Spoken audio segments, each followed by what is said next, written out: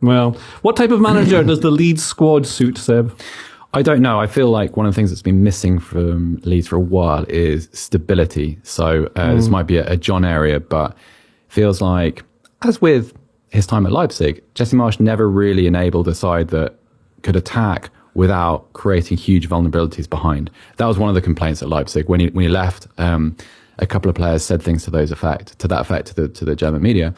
And that seemed like a problem here as well. Also, with Leeds, it always felt like there was one gear. Like there was a level of intensity, which if they found in a game, they'd be very, very effective. And typically that was against a higher side, like a high-powered team. And now I don't really get a sense of what Leeds stand for, what this group of players, I don't know, what this group of players can actually, what the shape of this group of players is supposed to be. I think that's the best way of putting it. Yeah, when I sort of watch them, because it's a good collection of players. It's not like there's not a dearth of talent. There's not. There are positional weaknesses. There are areas which could be improved with sort of better recruitment. That's fair. At the same time, if you look at where they are relative to the other teams in the division, something not quite right about that.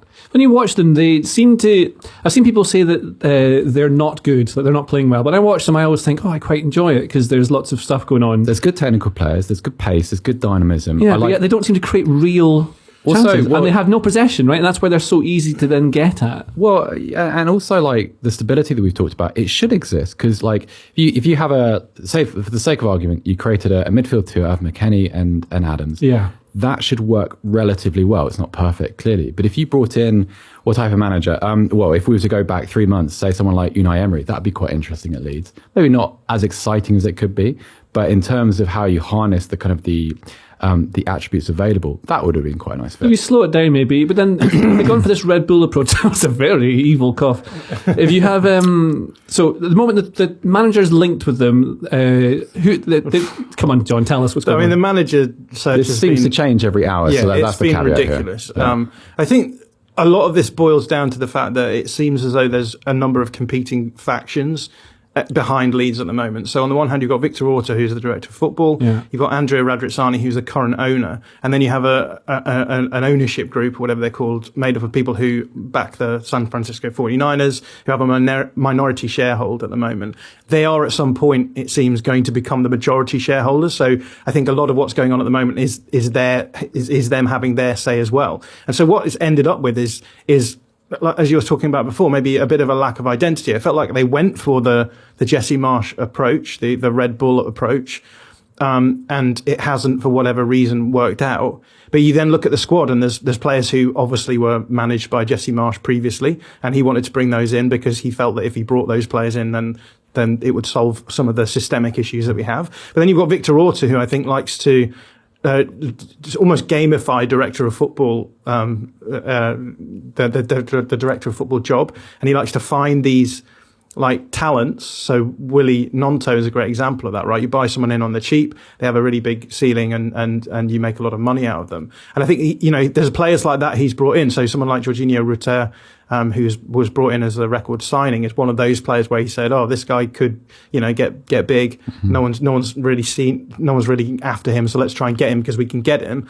And then, I think that you also have that with the 49ers, you have that US men's national team angle as well. So we have players like Brendan Aronson and then Tyler Adams and Weston McKennie, and you bring them all together and as you say, it's a bit of a hodgepodge of different influences. And the big problem for Leeds this season is that they gambled on going for the Red Bull approach. It hasn't worked out. And then rather than bringing in another Red Bull manager, they've decided that approach isn't going to work for whatever reason, probably because those three factions don't agree on that being the best approach anyway. And now we have a situation where it's just, you've got a squad of mismatched players perhaps with a load of managers who they first went after managers who were in work, who were doing quite well in Europe. So managers like Andoni Iraola of Rayo Vallecano, a really exciting player, Arne Slot at Feyenoord in the Netherlands. And these guys obviously looked at that job and were like, no, you know what? Possibility of going down. I don't want a Premier League job that much.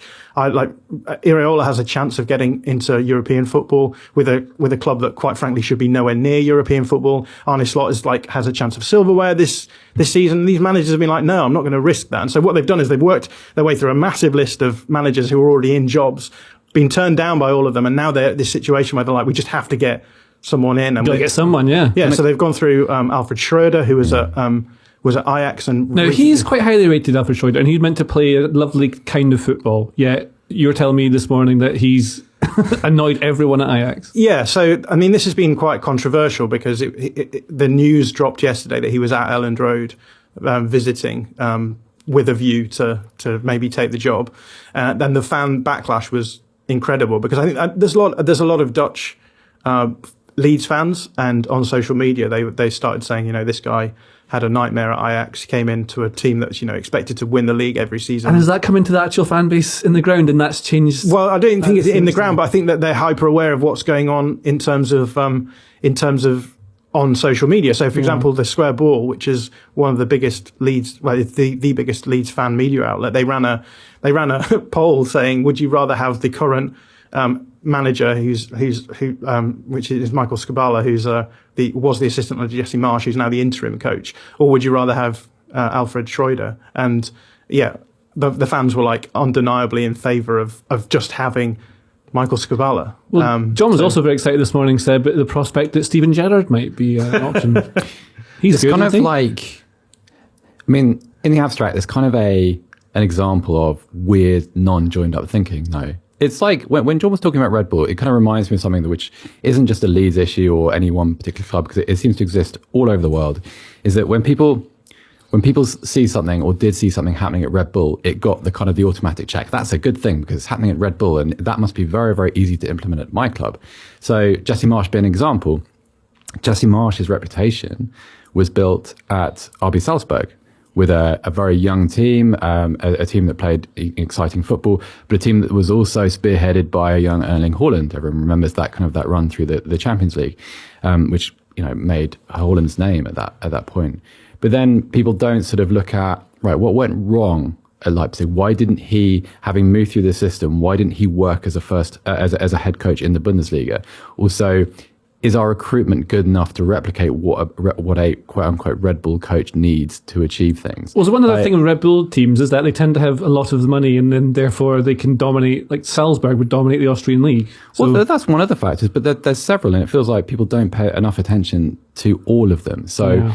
Okay, so if you compare Leeds and RB Leipzig at their kind of Nagelsmann peak, okay, well, you've got Lima in there, you've got Sabitzer in there, you've got Timo Werner playing there. Like, you've got a really, really good, strong collection of players who probably in a kind of a Bundesliga ranking would be third, fourth best in the league, which doesn't really fit where Leeds United are at the moment or where their kind of ceiling is because of their financial restraints. And so it's frustrating because you have all these theories about what could work at your club and what might be a good idea and where the efficiencies lie in the market.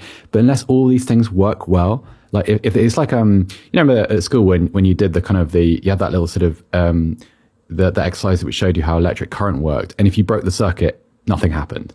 It's like that, isn't it? If your recruitment doesn't feed into your coaching and you're not providing a coach with the right kind of players that you need in the right circumstance, within the right place in the hierarchy in a competition, in a domestic league, it's not going to work as well as it did in Leipzig or Salzburg or wherever else. If you like this video, please consider subscribing to the channel. The Athletic is home to some of the world's best sports journalists, including journalists dedicated to each Premier League team, so every fan gets the coverage they deserve, not just the big clubs. And you can try it for free now for 30 days. See the link in the description.